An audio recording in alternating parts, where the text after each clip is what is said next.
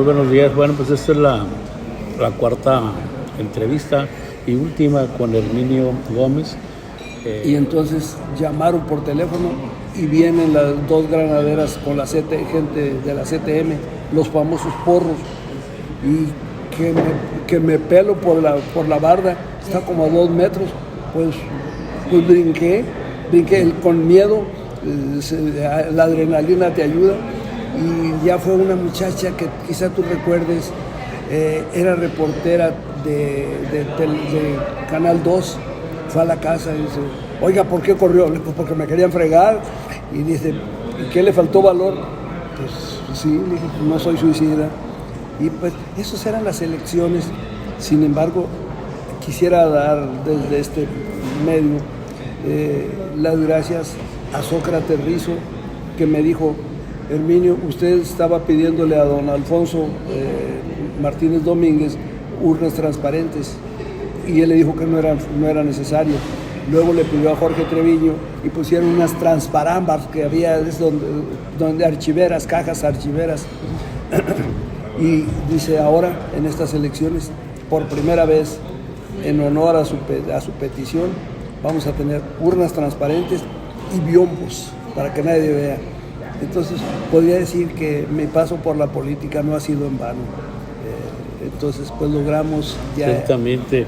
Herminio, ¿cómo comparas ahora las condiciones? Acaban de pasar las elecciones del Estado de México, el padrón más grande que hay en el país, y es el laboratorio y la joya, la corona que le llaman por su amplio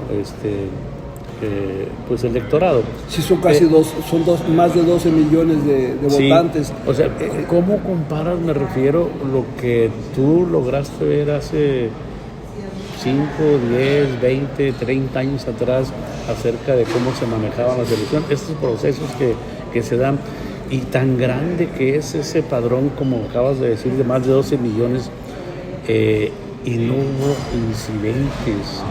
Eso es lo que se destacó.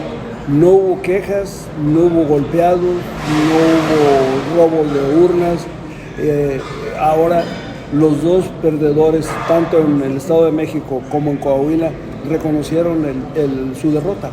Claro. Esto no se daba, y tú lo viviste, esto no se daba más antes. Todo el mundo alegaba triunfos. Y pues no eran elecciones de Estado en aquel tiempo, y ahora nadie se queja de que falte democracia. La prueba está que en un estado ganó el PRI y sus aliados, y en otra Morena y sus aliados. Entonces, pero nadie se ha quejado de fraude. Sí, esa es la diferencia que ahora estamos viendo. ¿Crees tú que tenga alguna incidencia la política del presidente López Obrador, que está pidiendo democracia, está pidiendo limpieza en las elecciones, porque él ha sido víctima también de eso mismo cuando le robaron la elección en 2006? ¿Esto lo ha aprendido políticos y personas o fruto de qué es lo que vimos en el Estado de México? Bueno, mira, lo que tú acabas de decir es que Andrés Manuel es un verdadero demócrata, y puedo yo morir ya tranquilo. Tú sabes, mi caminata de Guatemala al Paso, Texas, fue para pedirle a la gente que votara por el que quisiera.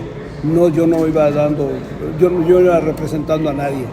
Entonces, solamente que votaran para que pudiéramos vivir la democracia.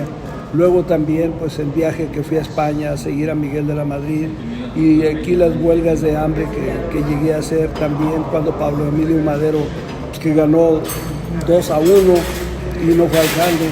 Entonces, han sido batallas que hemos dado, y mi mayor satisfacción es que puedo morir tranquilo.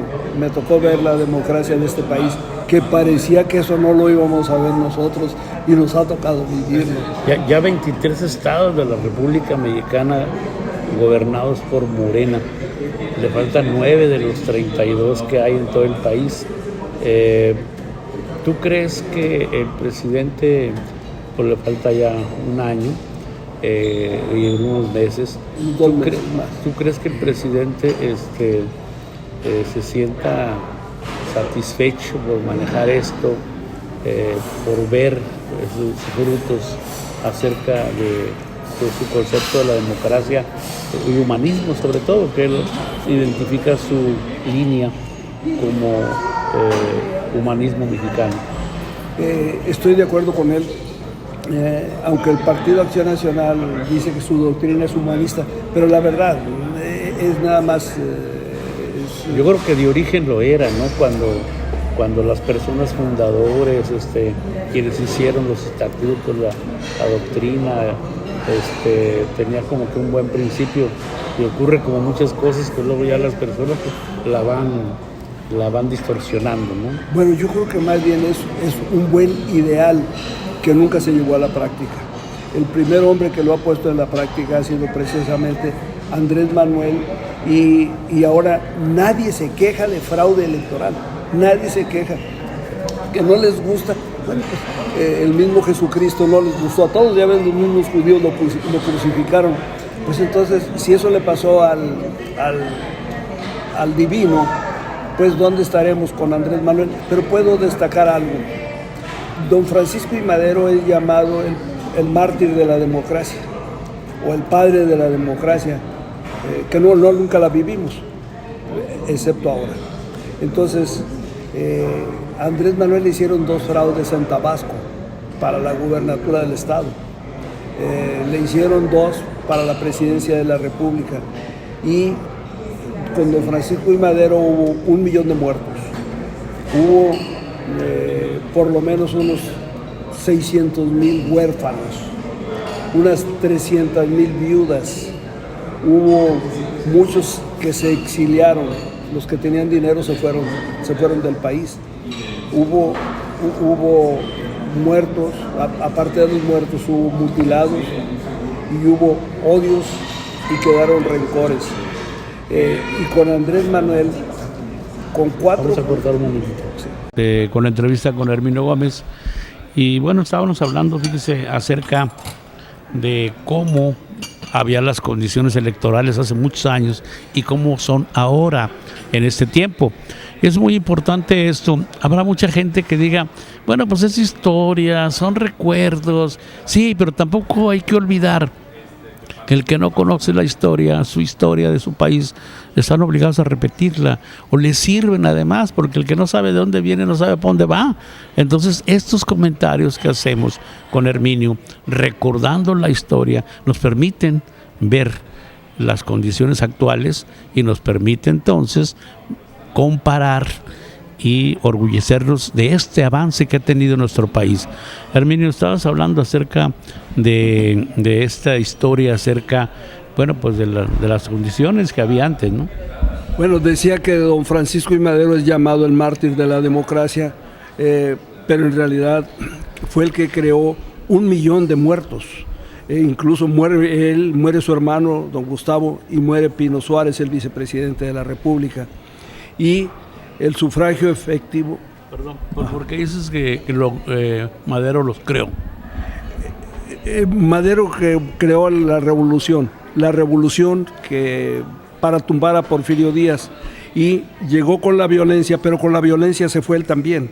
Entonces hay un personaje que era el que estábamos hablando, que tú mencionabas, Andrés Manuel, que le hicieron 2 fraudes electorales en Tabasco, le hicieron 2 fraudes para la presidencia de la República, y no ha tenido un herido, un detenido, y mucho menos un muerto. Por cierto, él decía, más temprano que tarde, por la vía no violenta, habremos de llegar a la presidencia, y la verdad yo no creía que fuera a llegar. Esa es la realidad en lo que yo sentía.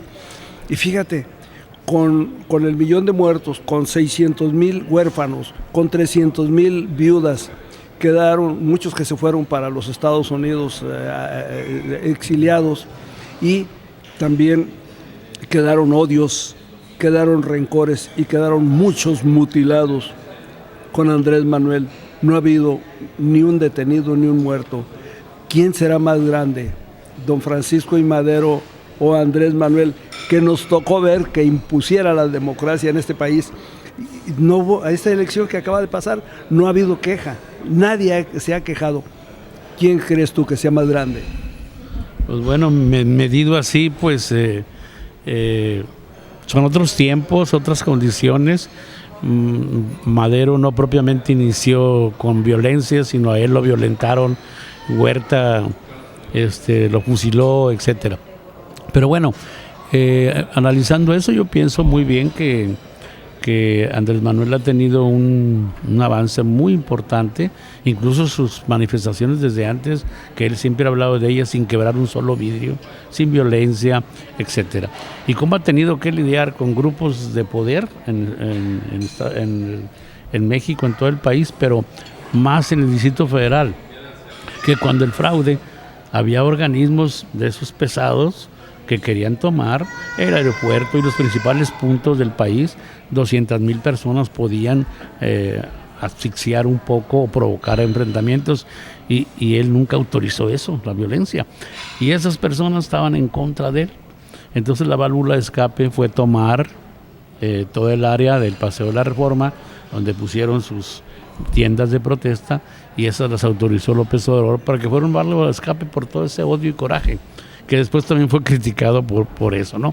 Entonces, ¿qué importancia tiene el confrontar la historia con el presente para que nuestros jóvenes la conozcan, sepan, la aprecien y sobre todo la vayan aumentando, la vayan perfeccionando, todo esto, ¿no?